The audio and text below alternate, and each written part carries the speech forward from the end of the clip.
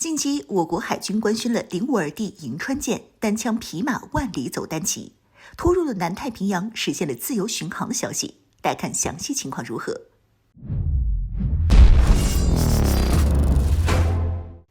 Hello， 各位老铁，大家好，欢迎收看本期迷彩虎，我是虎妞。之前，我国海军在夏威夷地区来了一次自由航行，让长期饱受被美国自由航行所恶心的军迷朋友们出了口气。美国在此后也低调了不少，不再整天喊着什么自由航行了。不过最近的美国又开始有了一些小动作，多次派遣军机军舰来到南海周边，我国也是直接出动了辽宁、山东两大航母进行了实战演练，直接给美国亮明了态度。但在这时，我国的零五二 D 驱逐舰银川舰却失去了踪影，让人不知道它到底去了哪儿。只知道这艘军舰开进了太平洋之后就彻底没了消息。现在我国海军则是官宣了这艘驱逐舰的顺利返航。原来这艘驱逐舰是万里走单骑，一艘军舰开出去了1万多公里的距离，向其他国家展示自己的实力去了。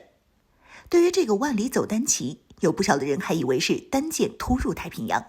直接把军舰开到美国西海岸，也就是夏威夷家门口去了。不过仔细分析的话，这次并不是直接开到了美国的西海岸，而是开进了南太平洋的西卡里多尼亚专属经济区，是在澳大利亚附近。听到这儿，可能有不少的人会感到失望，怎么才开到这儿啊？但实际上计算距离的话，这次银川舰算航行的距离比开到夏威夷门口只多不少。从地图上来看，如果从我国上海出发，到达美国夏威夷的距离大概为8000多公里。而如果从我国到新卡里多尼亚专属经济区的话，直线距离就有11000公里。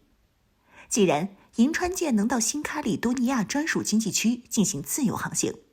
那么意味着这艘军舰同样能到夏威夷进行自由航行。而且与之前的我国海军前往夏威夷自由航行不同，这次我国的银川舰是单枪匹马，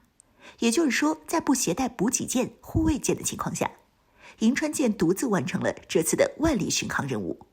表明了我国海军已经具备了强大的远洋作战能力，距离走向蓝水海军的距离也越来越近了。对于为什么这么肯定是去了新卡里多尼亚专属经济区，而不是去了美国西海岸，这还要结合到此前法国方面发布的消息。由于新卡里多尼亚专属经济区是法国在海外的经济区，所以法国时常开着侦察机对此地巡逻。而就在法国空军在对这片区域进行日常巡逻的时候，突然发现了一些不一样的东西，一艘中国的军舰。经过仔细观察之后，法国空军确定这艘军舰就是驶入了太平洋后就没了消息的银川舰。银川舰单枪匹马现身此处，那就代表它是通过造访所罗门群岛进行中途补给的。因为在没有配备补给舰的情况下，以银川舰的航程根本不足以支撑这次的航行。至于说从新卡里多尼亚专属经济区再跑到美国的西海岸，这一点就太扯了。从地图上我们可以看到，想要前往夏威夷的路上全部都是美国的军事基地或者是海外岛屿，我军并没有任何的落脚点。如果银川舰从南海跑到新卡里多尼亚专属经济区，再跑到西海岸再返航，那么需要航行的距离为3万多公里。零五二 D 根本不可能做到这点。这也是为什么我国之前去夏威夷自由航行的时候，是出动了一支编队，携带了补给舰的原因。而且不仅是从续航上来说做不到，时间也对不上。距离银川舰现身新卡里多尼亚专属经济区，再到夏威夷，再到返航，不可能仅仅只花了1个月不到的时间。不过即便是这样，这也是我国海军迈出的重要一步。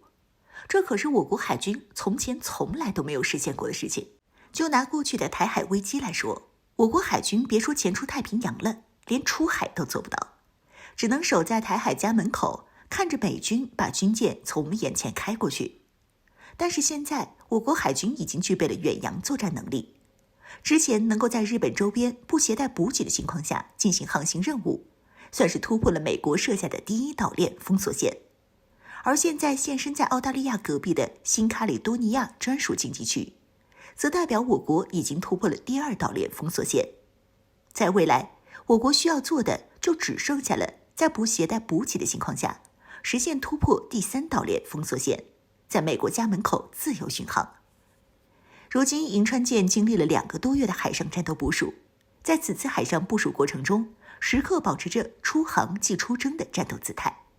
因此，人民海军这次的官宣，不仅仅是在证明我国海军具备远洋作战能力，也是在点赞银川舰的万里巡航凯旋而归。